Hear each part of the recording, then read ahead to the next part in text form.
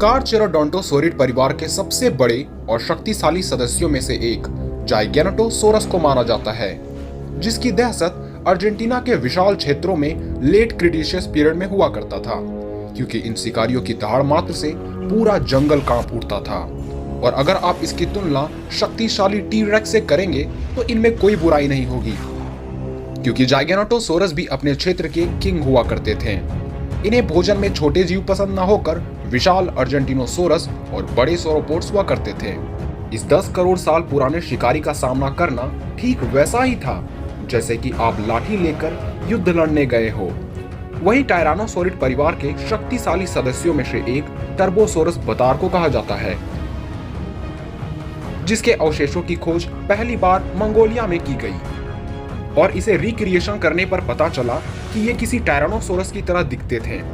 साथ ही इनकी कई खूबियां टी-रेक्स से काफी मिलती जुलती थी। यानी जब नॉर्थ अमेरिका में टी-रेक्स का राज था, उस वक्त टर्बोसोरस एशिया के एक बड़े हिस्से में राज किया करते थे और इसकी दहशत भी ठीक वैसे ही थी जैसे कि एक जाइगैनोटोसोरस की अर्जेंटीना में हुआ करती थी। यानी धरती के दो अलग अलग हिस्से और अलग अलग समय काल में राज करने वाले ये दोनों फूड चेन के टॉप पर रहने वाले शिकारी थे। हालांकि इनका कभी आमना सामना तो नहीं हुआ, पर इस वीडियो के सहारे हम ये जानने की कोशिश करेंगे कि क्या हो अगर किसी तरह जाइगैनोटोसोरस और टर्बोसोरस बतार की आपस में जंग छिड़ जाती है। इस बैटल में कौन सा शिकारी एक दूसरे पर भारी पड़ेगा और इसकी क्या संभावना भी है कि इन्हें आमने सामने रखने पर ये लड़ेंगे ही। लेकिन उससे पहले चलिए दोनों की खूबियों के बारे में जान लिया जाए, ताकि ये जानना आसान हो जाए कि कौन किस पर भारी पड़ेगा। अगर हम बात करें जाइगैनोटोसोरस की, तो इसके नाम का अर्थ जायंट सदर्न लिजार्ड यानी विशाल दक्षिणी छिपकली होता है। इस डायनासोर की ऊंचाई 4 से 6 मीटर, लंबाई 14 मीटर और वजन 8 टन तक हो सकता था। यह विशाल शिकारी अपने शिकार को 4.5 से 5 टन की बाइट फोर्स से उसके टुकड़े कर सकते थे और इसके विशाल आकार होने के बावजूद भी ये 50 किलोमीटर प्रति घंटे की रफ्तार से भाग सकते थे। इस शिकारी के विशालकाय शरीर होने के साथ साथ चाकू से नुकीले दांत पाए जाते थे और इसके भुजा पर लगे 3 नुकीले नाखून काफी खतरनाक हुआ करते थे, क्योंकि ये भुजाएं टी-रेक्स की भुजा से भी ज्यादा फंक्शनल हुआ करती थी। अगर हम टर्बोसोरस बतार की बात करें तो इसके नाम का अर्थ अलार्मिंग लिजर्ड यानी खतरनाक छिपकली होता है। टर्बोसोरस की ऊंचाई करीब 4 से 4.5 मीटर, लंबाई 12 मीटर और वजन 5 से 6 टन तक हुआ करता था और इस शिकारी की रफ्तार भी काफी इंप्रेसिव मानी जाती थी। लगभग इसका रफ्तार 40 किलोमीटर प्रति घंटा का होता था।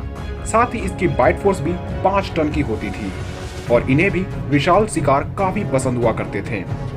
टर्बोसोरस भी टी-रेक्स की तरह मस्क्यूलर होते थे।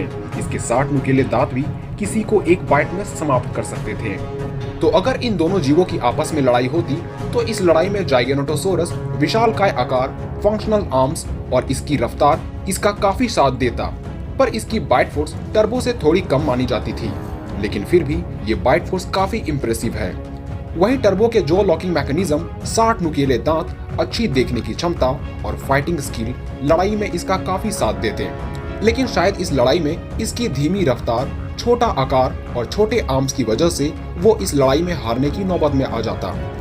अगर टर्बोसोरस बतार को जाइगैनोटोसोरस के सामने रखा जाता तो दोनों की लड़ाई की संभावना इसलिए भी बढ़ जाती क्योंकि ये दोनों काफी गुस्सैल हुआ करते थे, जिसमें से टर्बो सबसे पहले हमला जरूर करता और ये लड़ाई काफी देर तक चलती। पर ज्यादातर ये संभावना है कि जिगानोटोसोरस काफी नुकसान सहकर आखिरी में इस बैटल को जीत लेता, या यूं कह ले इस लड़ाई में 55% चांसेस जिगा के जीतने के होते हैं। तो उम्मीद है आज का ये वीडियो आपको पसंद आई होगी। तो ऐसे ही वीडियोस देखने के लिए हमारे चैनल को सब्सक्राइब करना ना भूलें।